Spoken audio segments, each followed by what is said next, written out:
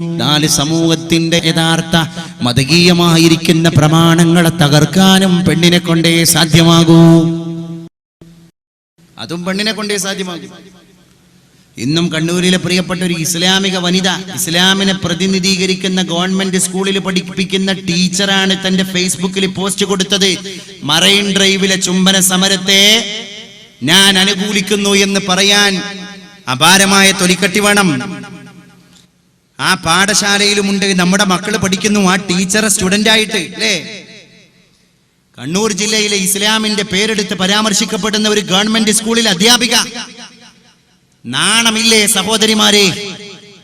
നമ്മളൊന്ന് ആലോചിച്ച് നോക്കണം, എന്ത് വലിയ സംസ്കാരാണത്. അല്ലാഹുവിന്റെ റസൂൽ സല്ലല്ലാഹു അലൈഹി വആലിഹി വസഹബിഹി വസല്ലം നബി തിരുമേനി പറഞ്ഞു പോയി, എന്റെ സമൂഹം ഫസാദായി ഫസാദായി ഫസാദായി ഫസാദിയത്തി എവിടെ നിൽക്കും? വഴിയരികിലൂടെ നടന്നു പോകുമ്പോൾ നടുറോട്ടിലും പൊതുവഴികളിലും അവിഹിത ബന്ധങ്ങൾ നടന്നുകൊണ്ടിരിക്കും. മനുഷ്യൻ അത് കാണാതിരിക്കാൻ കണ്ണു ചിമ്മും. വൃത്തികേടുകൾ വ്യാപകമായി രഹസ്യത്തിന്റെ അറകളിൽക്കുള്ളിൽ നിന്ന്, ഇരുട്ടിന്റെ മറവിൽ നിന്നത് പട്ടാപകൽ വെളിച്ചത്തേക്ക് കടന്നു വരും. അത് തെരുവുകളിലേക്ക് വലിച്ചടക്കപ്പെടുന്നതാണ്. അന്യൻ കാണുന്നത് ലജ്ജയുണ്ടെങ്കിലല്ലേ പ്രശ്നമുള്ളൂ. ലജ്ജയെടുത്ത് കളയപ്പെട്ടു പോയാൽ പിന്നെ അന്യൻ കാണുന്നതിന് എന്താണ് പ്രശ്നം? കൊച്ചിയിലെ മറൈൻ ഡ്രൈവിലേക്ക് കടന്നു വന്നവൾക്ക് ലജ്ജയില്ലാത്തത് കൊണ്ടാണ് പരസ്യമായിട്ട് തന്റെ എതിർലിംഗത്തിൽപ്പെട്ട കാമുകന്റെ മുഖത്ത് ചുംബനം കൊടുക്കാൻ അവൾക്ക് തൊലിക്കട്ടിയുണ്ടായി പോയത്. അവരുടെ ഹൃദയത്തിൽ നിന്ന് സദാചാരബോധം അസ്തമിച്ചു പോയതിന്റെ പേരിലാണ്. അതിനുവേണ്ടി ഇനി എത്ര കാരശ്ശേരിമാര് മലയാള മനോരമയുടെയും മാതൃഭൂമിയുടെയും എഡിറ്റോറിയൽ പേജുകളെ ഉപയോഗപ്പെടുത്തിയിട്ട് നാഴികക്ക് 40 പ്രാവശ്യം ചർവണം നടത്തി, മൈതാന പ്രസംഗം നടത്തി, ഒലക്കമുക്കിയ അക്ഷരത്തിലൂടെ വെണ്ടക്ക നിരത്തി, അച്ചുകൾ നിരത്തിയാലും ശരി, എന്റെ പ്രിയപ്പെട്ടവരെ, നിങ്ങൾക്ക് മതത്തിന്റെ സംസ്കാരങ്ങളെ തകർക്കാൻ സാധ്യമല്ല എന്ന് പറഞ്ഞു കൊടുക്കാൻ ആണത്തമുള്ള ആർജവമുള്ള ചെറുപ്പക്കാരാ നമ്മൾ സന്നദ്ധരാകേണ്ടതുണ്ട്. വല്ലാത്ത അത്ഭുതമായി പോയി. 60-70 ഒക്കെ കഴിഞ്ഞ വലിയ പത്രമാധ്യമ പ്രവർത്തകരെ എന്ന് സ്വന്തം വിശേഷിപ്പിക്കപ്പെടുന്ന ഈ ബുദ്ധിജീവികളാണ് പിന്നെ അതിനെ ന്യായീകരിച്ചിട്ട് ലേഖനം എഴുതാൻ. അതൊക്കെ ഓരോരുത്തരുടെ സ്വാതന്ത്ര്യമാണ്. നമ്മൾ സ്വാതന്ത്ര്യമുള്ള നാട്ടിലാണ് ജീവിക്കുന്നത്. The greatest republic, democratic, socialist, secularist republic country of the world, അതാണ് ഇന്ത്യ. ആ ഇന്ത്യ രാജ്യത്തില് പ്രായപൂർത്തിയായ ആൾക്കും അവരുടേതായ സ്വാതന്ത്ര്യമുണ്ട്. അതുകൊണ്ട് ഏത് സമരത്തിനും ആ സമരത്തിന്റെ സംഘാടകർ നിശ്ചയിക്കുന്ന സ്വാതന്ത്ര്യം കൊടുക്കാൻ ഇവിടുത്തെ ഭരണകൂടം സന്നദ്ധരാകണം, പോലീസ് സന്നദ്ധരാകണം. മറൈൻ ഡ്രൈവിലേക്ക് കിസ് ഓഫ് ലവിന്റെ സംഘാടകരായിട്ട് വന്ന, ഫ്രീ തോട്ടിന്റെ സംഘാടകരായിട്ട് വന്ന ആളുകളെ വിരട്ടിയോടിച്ച പോലീസിന്റെ നടപടി കിരാതമാണ് എന്ന് വിശേഷിപ്പിക്കുന്ന രീതിയിൽ എത്ര ബുദ്ധിജീവികൾ ഇവിടെ കടന്നു വന്നു. ഞാൻ ചോദിക്കട്ടെ, അങ്ങനെ ഓരോ സമരവും ആ സമരത്തിന്റെ അണിയറ ശില്പികളുടെ സ്വാതന്ത്ര്യമാണെങ്കിൽ, നാളെ ആയുധമേന്തിയിട്ട് കടന്നു വരാൻ ചില സ്വാതന്ത്ര്യമുള്ള സംഘാടകർ തീരുമാനിക്കുകയാണ്, ഞങ്ങൾ കൊലപാതക സമരമാണ് നടത്താൻ പോകുന്നത്, അതുകൊണ്ട് മുന്നിൽ കാണുന്ന ആൾക്കാരെ മുഴുവൻ ഞങ്ങൾ കൊലപ്പെടുത്താണ് എന്നുള്ള സമരം കൊടുത്താൽ, കാരശ്ശേരിയുടെ ഭാഷയിൽ പറഞ്ഞാൽ അതിനുള്ള സ്വാതന്ത്ര്യം കൊടുക്കലും നാട്ടിലെ നിയമപാലകന്റെ ബാധ്യതയാണ്. അതല്ലേ? എന്തിനാ ഈ ഇഷ്യൂ ഉണ്ടായത്? കോഴിക്കോട് ഡൗൺ ടൗൺ എന്ന് പറയുന്ന ഒരിക്കലും പ്രശസ്തമല്ലാതിരുന്ന, ഇപ്പോൾ യുവമോർച്ചയുടെ പ്രവർത്തകന്മാര് വളരെ പ്രശസ്തിയുടെ കൊടുമുടിയിലേക്ക് എത്തിച്ച ഒരു ഹോട്ടൽ, ആ റെസ്റ്റോറന്റിൽ സദാചാരത്തിന് നിരക്കാത്ത പ്രവർത്തനങ്ങൾക്ക്, അനാശാസ്യ പ്രവർത്തനങ്ങൾക്ക് അതിന്റെ ഉടമകൾ, ബന്ധപ്പെട്ട അനുയായികൾ സ്വാതന്ത്ര്യം അല്ലെങ്കിൽ അതിനുള്ള സംവിധാനങ്ങളും സൗകര്യങ്ങളും ഒരുക്കി കൊടുക്കുന്നുണ്ട്. അതിനെ എതിർക്കാനുള്ള സമരരീതി രാജ്യത്തിന്റെ ഭരണഘടനയിലുണ്ട്. അതിന് നിയമപാലകരെ സമീപിക്കാം, കോടതിയെ സമീപിക്കാം, നാട്ടിലെ പൗരപ്രമാണിമാരെ സമീപിക്കാം, വ്യാപാരി വ്യവസായി ഏകോപന സമിതിയുടെ യോഗം വിളിക്കാം, ഒക്കെ ചെയ്യാം. കല്ലെറിയ, ചില്ല് തകർക്കുക, നിഷ്കരണം, അവിടെ വലിയ വലിയ സംഘടനകൾ ഉണ്ടാക്കുക, ആ സമരരീതി ശരിയല്ലായിരുന്നു. ആ ഹോട്ടൽ തകർത്തതിന്റെ പേരിലാണ് മറൈൻ ഡ്രൈവിൽ കിസ് ഓഫ് ലവിന്റെ സമരം നടത്തിയതെങ്കിൽ ഞാൻ ചോദിക്കട്ടെ, ഇതിലും വലിയ സദാചാരം ഇവിടെ നടന്നിട്ടുണ്ടല്ലോ. മലപ്പുറം ജില്ലയിലെ കൊടിയത്തൂർ എന്ന് പറയുന്ന ചെറുവാടിക്കടുത്തുള്ള കോഴിക്കോട് ജില്ലയുടെ അയൽപ്പക്ക പ്രദേശമായ സ്ഥലത്ത് കഴിഞ്ഞ 2 വർഷം മുമ്പാണ് ഷഹീദ് ബാബ എന്ന് പറയുന്ന ചെറുപ്പക്കാരനെ സദാചാര പോലീസ് ചമഞ്ഞ് അവന്റെ നാട്ടുകാരെ ഒരു മരത്തിൽ കെട്ടിയിട്ടിട്ട് വൃഷ്ണം പോലും മുടച്ചു, ഷണ്ഡീകരിച്ചു. പച്ച മലയാളത്തിൽ ഞാൻ പറയാൻ, ആ സഹോദരൻ മരണത്തിന് വിധേയനായി പോയി.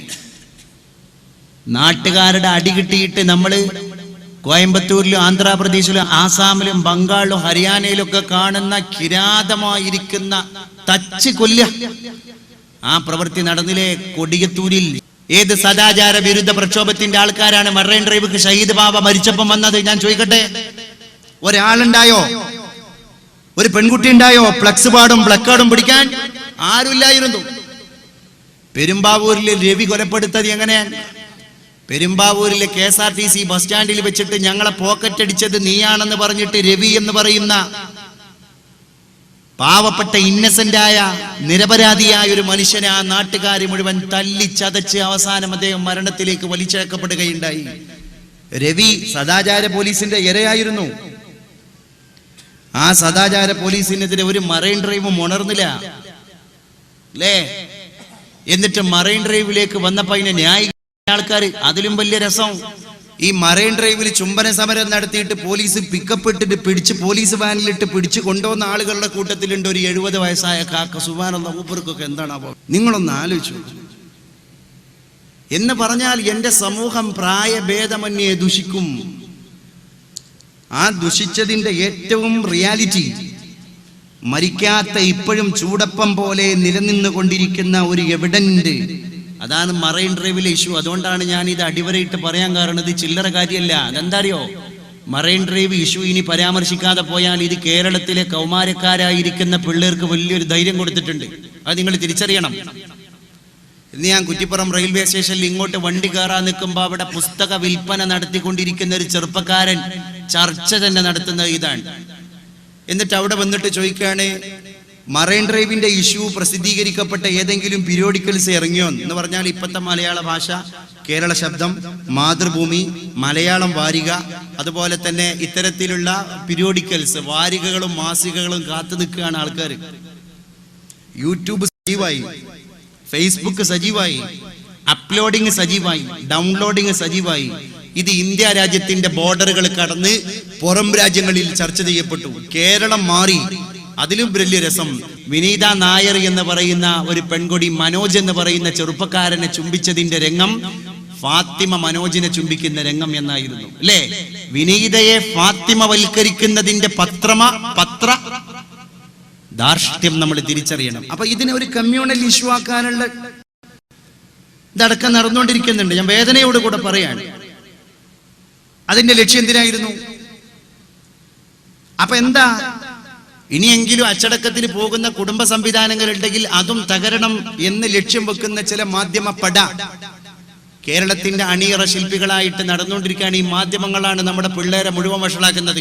ഇല്ലെങ്കിൽ കണ്ണൂരിലെ പിള്ളേരെ കണ്ടുക്കോ, മാഹിയിലെ പെൺകുട്ടികളെ കണ്ടുക്കോ, കാസർഗോഡത്തെ പെൺകുട്ടികളെ കണ്ടുക്കോ എന്നുള്ള വരി കേരളത്തിന്റെ ബോർഡർ വിട്ടിട്ട് ഇറ്റാകാൻ പാടില്ലായിരുന്നു. അത് മാധ്യമങ്ങൾ ഏറ്റെടുത്തതാണ്. അവസാനം തിരുവനന്തപുരത്തിന്റെ സ്റ്റുഡിയോയിൽ നിന്ന് എത്ര ചാനലുകാര് ഈ പെൺകുട്ടികളെ തേടി വന്നു ഒന്ന് ഇന്റർവ്യൂ നടത്താൻ.